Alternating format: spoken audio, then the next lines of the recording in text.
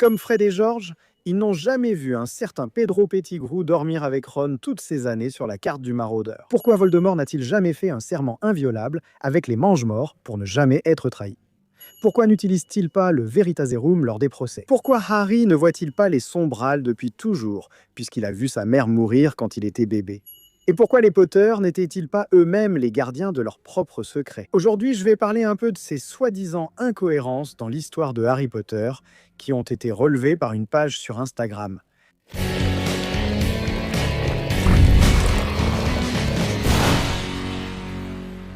Ce dernier week-end, on m'a beaucoup envoyé cette publication.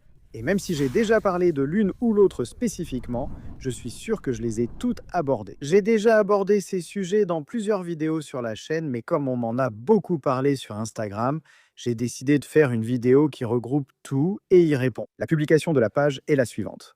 Incohérences dans le scénario de Harry Potter qui n'ont aucun sens. Et ça commence avec une image qui n'existe même pas dans les films, où Harry dort couvert avec ce qui devrait être la cape d'invisibilité, ce qui n'a pas beaucoup de sens. La première affirmation est la suivante.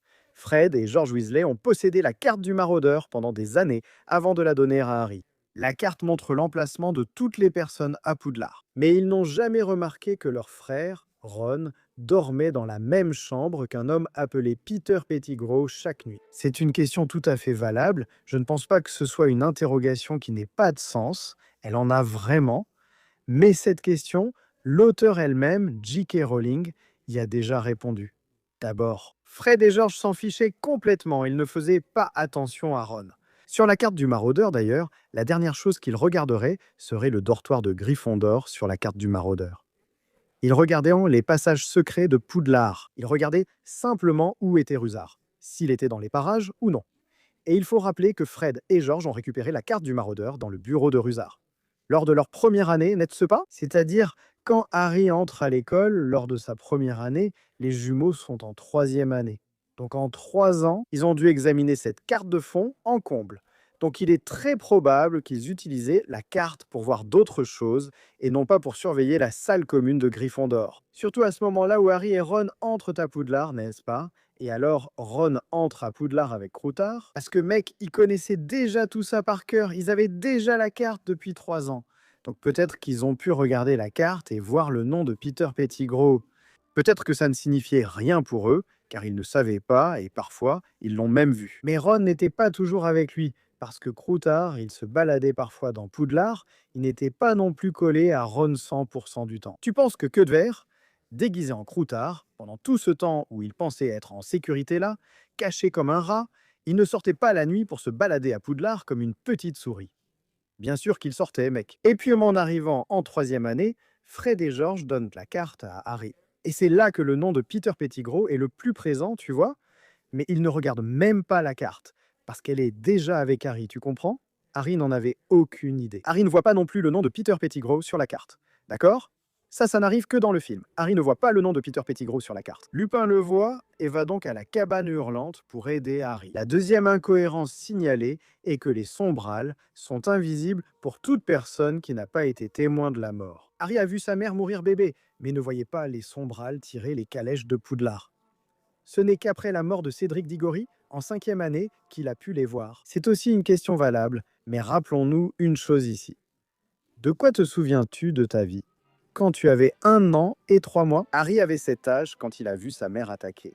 Il ne s'en souvient même pas, il n'avait que des rêves, il avait des fragments, des éclairs. Il se souvenait d'un éclair très vert. C'est tout, il ne se souvient pas d'avoir vu sa mère mourir. Et voir des Sombrales, ce n'est pas seulement voir une personne mourir, c'est voir et comprendre la mort, c'est l'absorber.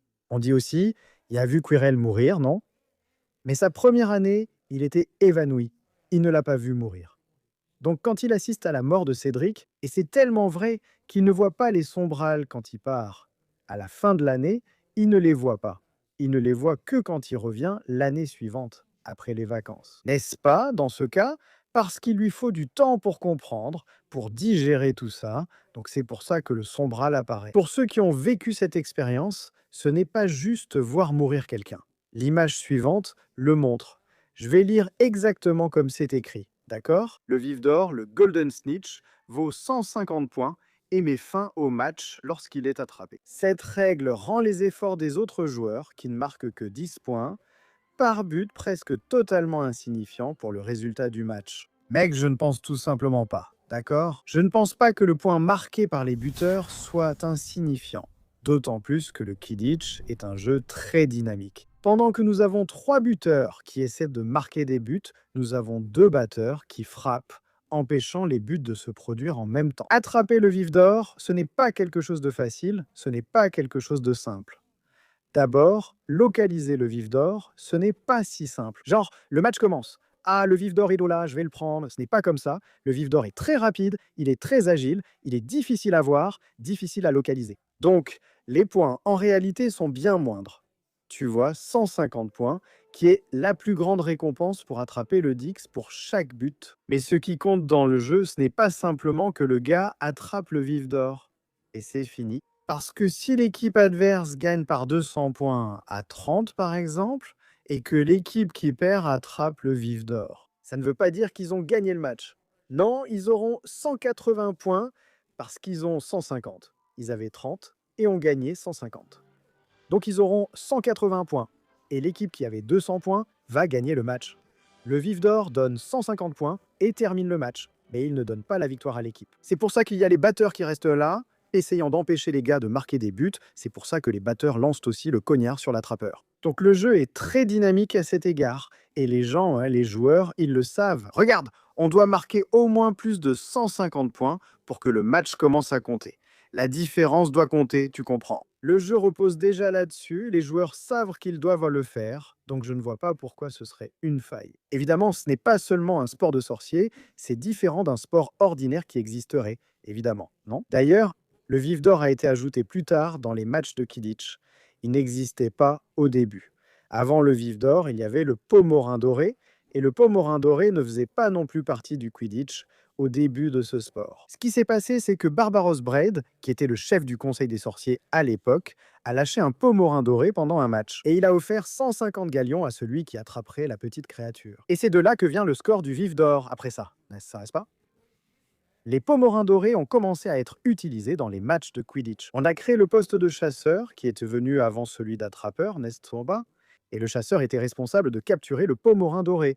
Sauf que les Pomorins finissaient par être tués, parce que c'est un tout petit oiseau, très fragile. Alors ils les attrapaient, finissaient par écraser la petite bête, et du coup, ils ont failli disparaître. C'est pourquoi ils ont été interdits par Elfrida Clegg. Et alors, il y a un gars appelé Bowman Wright qui a créé le vif d'or pour reproduire les mouvements du Pomorin doré. Et donc, le poste de chasseur cesse d'exister et devient celui d'attrapeur. C'est pour cela que ça vaut 150 points. Barbaros Braid a offert 150 galions à celui qui attraperait le Pomorin doré là-bas. Cette règle a donc été créée. Dans le jeu, l'image suivante dit ceci.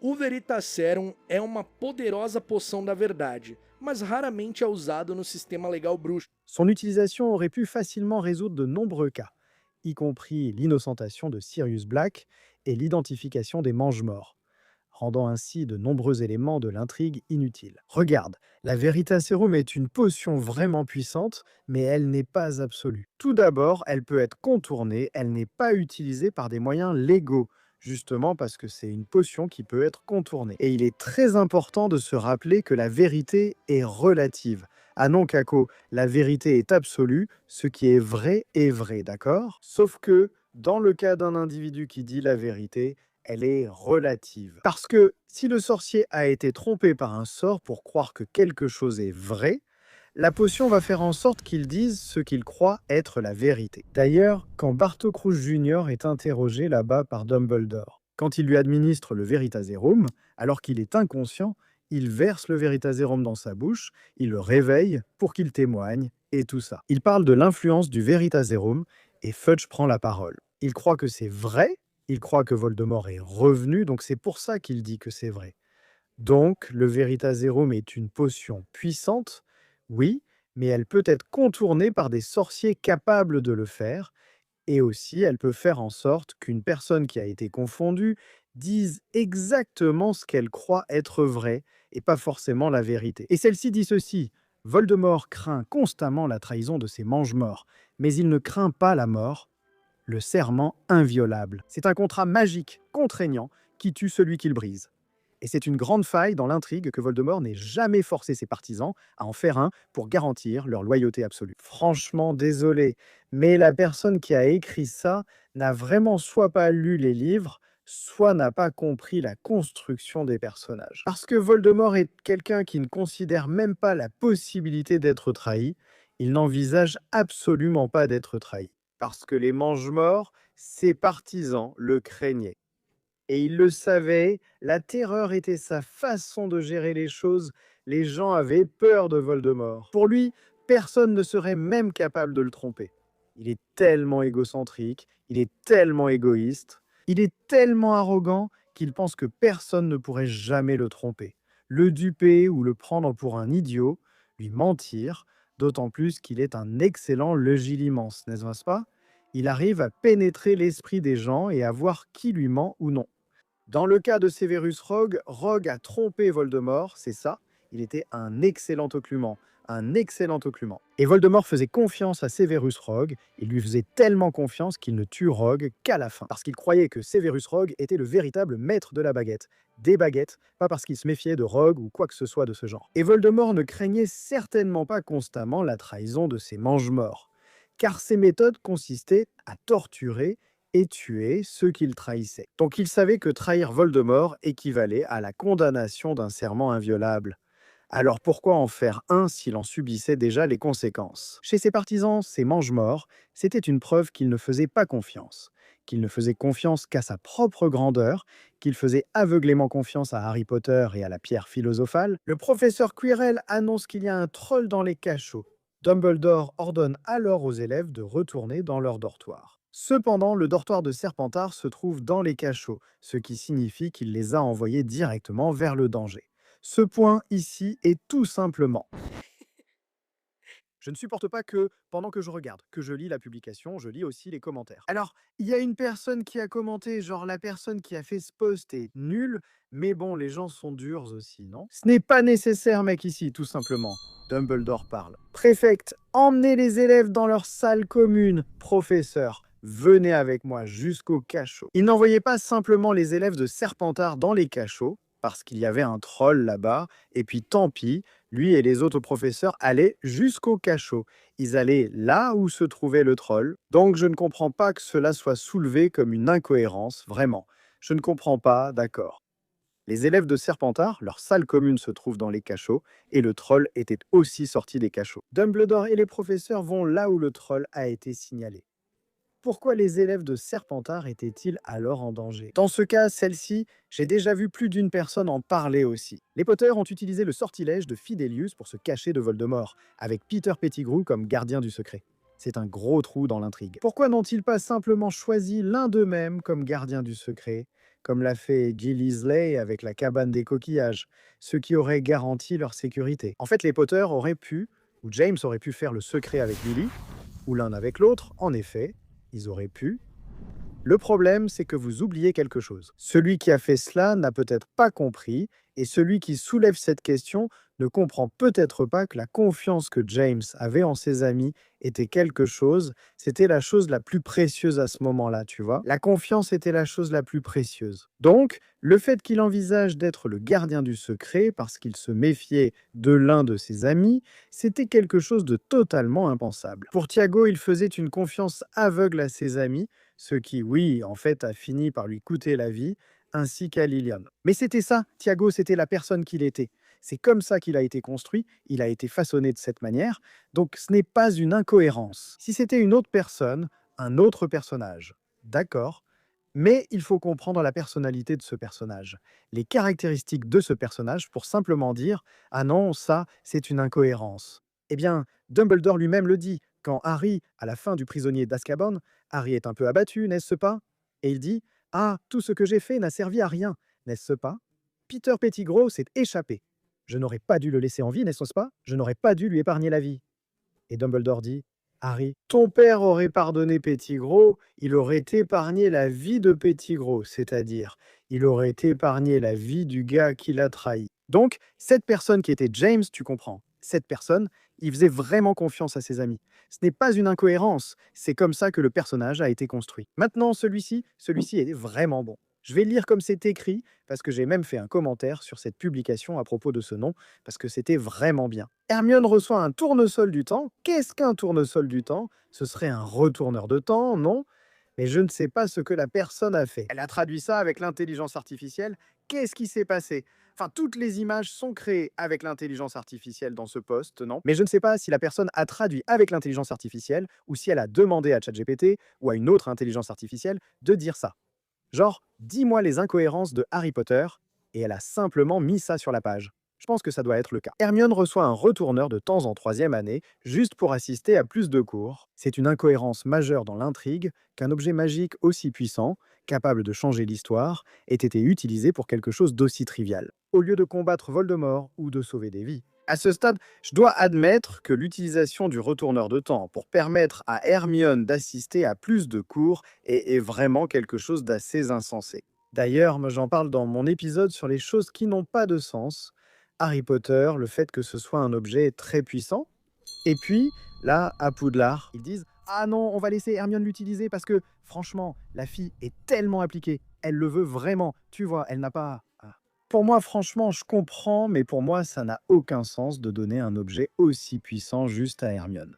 Assister à plus de cours et utiliser le retourneur de temps maintenant, c'est l'erreur de cette partie du poste. Utiliser le retourneur de temps pour combattre Voldemort ou sauver plus de vies, c'est complètement inutile. Le retourneur de temps n'est réellement utile qu'à ceux qui savent déjà ce qui va arriver et ça va s'en servir. Et on remonte le temps pour pouvoir réutiliser ce qui s'est déjà passé. Un exemple très clair de cela, c'est la façon dont ils utilisent le retourneur de temps, n'est-ce pas, dans l'histoire. Ils l'utilisent pour sauver Buck, mais beaucoup de gens confondent l'histoire de sauver Buck avec Buck est mort et ils remontent le temps pour annuler ça, mais ce n'est pas ce qui se passe. Buck n'a jamais été tué. Exactement. Ils remontent le temps, sauvent Buck, mais Buck avait déjà été sauvé précisément par eux, parce qu'ils étaient revenus dans le temps. Ça paraît confus, d'ailleurs. C'est confus parce que notre cerveau cherche une logique à ça, et il n'y en a pas. C'est un paradoxe. C'est un paradoxe. C'est vraiment un cycle, le voyage dans le temps. Le paradoxe du voyage dans le temps de Harry Potter. Ça fonctionne comme ça. Donc le voyageur du temps, il ne fait que passer à travers, il ne modifie pas vraiment les choses. Un exemple très clair de cela aussi, c'est Harry qui lance le Patronus pour se sauver lui-même et Hermione. Cela s'était déjà produit, Harry croit voir son père, mais il s'est en fait vu lui-même. C'est la même chose avec Buck. Buck avait déjà été sauvé, et comment avait-il déjà été sauvé? Pourquoi avait-il déjà été sauvé? Dumbledore ne vient pas leur dire. Si tout se passe bien, plus d'une vie innocente pourra être sauvée. D'où venait Dumbledore? Après que tout ce truc soit arrivé avec Harry allant à la cabane hurlante, avec Sirius, d'où venait Dumbledore? De la cabane de Hagrid, n'est-ce pas? Il n'est pas allé là-bas pour voir l'exécution de Buck. Ce qui s'est passé, c'est que lorsque le bourreau est allé exécuter Buck, il s'était déjà enfui, il n'était plus là. Dumbledore a vu ça, donc Dumbledore a vu Buck attaché, il était prisonnier, et puis là, au moment de l'exécution, Buck a tout simplement disparu. Et là, Dumbledore arrive avec cette information pour Hermione, pour que Harry puisse en parler. Si tout se passe bien, plusieurs vies innocentes pourront être sauvées, car cela s'est déjà produit. Il a vu que Buck l'hippogriffe allait être sauvé, alors il y va et le dit. Et puis quand il remonte le temps, ils y vont et sauvent Buck l'hippogriffe. D'ailleurs, dans le livre, il est décrit, tu vois, qu'ils ont entendu le bruit de la hache fendant l'air, puis s'abattant sur la cible. Ils pensaient avoir entendu, ils entendent seulement, ils ne voient pas. Ils pensaient avoir entendu la hache couper la tête de Buck l'hippogriffe, mais ce n'est pas le cas. Ce qui se passe, c'est que le bourreau, furieux parce que Buck l'hippogriffe s'était échappé, va là-bas et frappe la hache contre la clôture. Dans le livre, c'est contre la clôture et dans le film, contre la citrouille. Mais Buck l'hippogriffe n'est jamais tué. Alors, à quoi sert le retourneur de temps ici pour sauver des vies? Tu aurais besoin de savoir exactement à quel moment ces personnes seraient tuées. Mais elles ne pourraient pas être tuées. C'est quelque chose de très difficile, tu comprends? C'est vraiment très difficile. D'ailleurs, il y a un post sur Instagram qui parle aussi de ça, auquel j'ai répondu dans les commentaires. Et jusqu'à aujourd'hui, ça continue, j'ai expliqué ça dans les commentaires, tu vois? Et jusqu'à aujourd'hui, il y a des gens qui viennent dire non, ils auraient pu l'utiliser pour sauver les parents de Harry. Non, ils ne pouvaient pas, parce que les parents de Harry, tout simplement, ils ont été tués. Donc rien, aucune magie ne ramène les gens, aucune magie, même pas la pierre de résurrection, qui avait pour but d'essayer de faire ça, n'y arrive pas, ne ramène personne. Ce qui se passe avec le retourneur de temps, c'est ça. Ils reviennent simplement là et réussissent à sauver Buck l'hippogriffe. Pourquoi? Il connaissait l'endroit, il connaissait la date, il connaissait l'heure à laquelle cela allait se passer. L'hippogriffe sera exécuté au coucher du soleil, le 6 juin, c'est exactement ça. Donc il connaissait le lieu, la date, l'heure, c'est pour ça qu'ils arrivent à empêcher ça. Et donc Buck n'est jamais tué, tu comprends. Jamais, parce que s'il avait été tué, il n'aurait pas pu le sauver. Donc, le retourneur de temps, ici, dans ce cas, est introduit dans cette question de sauver des vies. Combattre Voldemort, il serait bien plus inutile qu'utile, parce que manipuler le temps est très compliqué, et ça cause un grand danger, tu comprends? Donc je suis d'accord avec Hermione. Recevoir un retourneur de temps qui est très puissant, juste pour assister à plus de cours, c'est un peu insensé. Mais l'utiliser pour combattre Voldemort, sauver des vies, ça n'a pas beaucoup de sens non plus. L'autre image concerne la cape d'invisibilité, et elle dit ceci. La cape d'invisibilité de Harry. C'est une relique de la mort, décrite comme infaillible et capable de cacher celui qui la porte même à la mort elle-même. Cependant, l'œil magique d'Alastor Moody parvient à la voir facilement. Une contradiction évidente avec le pouvoir légendaire de la cape n'a pas été fabriquée par la mort, et elle ne cache personne de la mort. C'est une légende. Le conte des trois frères est une légende et ne correspond pas à la réalité des objets. D'ailleurs, la pierre de résurrection ne ressuscite personne, la baguette de Suro ne rend personne invincible, et la cape d'invisibilité n'est pas cet objet extraordinaire que l'on prétend, c'est tout. Il ne lui arrive rien, elle ne meurt pas, il ne se passe rien avec elle. Ce n'est pas ça, ce n'est pas ça. La cape d'invisibilité est simplement plus puissante que les autres. Parce que la plupart des capes faites avec des poils de demi-invisibles ou qui portent un sortilège de désillusion finissent, avec le temps, par devenir inefficaces. Elles s'usent, elles se déchirent, et celle de Harry était indestructible à ce niveau-là. L'invisibilité restait parfaite, elle ne devenait pas opaque, elle ne se déchirait tout simplement pas, tu comprends? C'est de ça qu'il s'agit. Ça ne veut pas dire que waouh, il mettait la cape et il était tout simplement protégé de tous les maux du monde. En effet, l'œil d'Alastor Maugré était un objet très puissant, lui permettant de voir à travers tout, même la cape d'invisibilité. Ce n'est donc pas une contradiction. L'Ordre du Phénix utilise la potion Polynectar pour créer 7 Harry et tromper Voldemort pendant son transport. Un plan beaucoup plus simple et sûr aurait été de déguiser Harry en Moldu et de le faire voyager par des moyens non magiques, ce qui n'aurait pas déclenché la trace du ministère. La trace du ministère n'est pas déclenchée dans ce cas. Ici, ils sont simplement pris en embuscade parce qu'ils étaient déjà surveillés. Donc peu importe comment ils allaient sortir de là, que Harry soit déguisé en Moldu ou en n'importe quoi d'autre, ils auraient été pris en embuscade parce qu'ils savaient, tout simplement. Les Mange-Morts savaient que Harry serait transporté ce jour-là. La façon dont il serait transporté n'avait pas d'importance. Le but des 7 Potters, c'était de semer la confusion, et en effet, ça a marché, il y en avait 7 différents, ça avait des leurs, tu comprends? Attirer l'attention et séparer les Mange-Morts, c'est un plan génial pour dire la vérité, ça sépare les Mange-Morts et affaiblit tout le groupe. Si tu mets Harry déguisé en Moldu, ils allaient simplement regarder. Ah, attends, il y a ces sorciers ici, celui-là je le connais, hein. Tiens, Maugré est là, tiens, Mondingus, tiens, Bill. Et celui-ci, c'est qui? Celui-là, je l'ai jamais vu de ma vie, c'est Harry Potter déguisé en Moldu, tu comprends? Le plan, ça a l'air génial à l'écrit, mais non, non, c'est ça l'histoire. C'est très facile d'être ingénieur après coup, n'est-ce pas? Ingénieur après coup, tout simplement. L'histoire est déjà écrite. Non, ce serait bien mieux s'il faisait comme ça.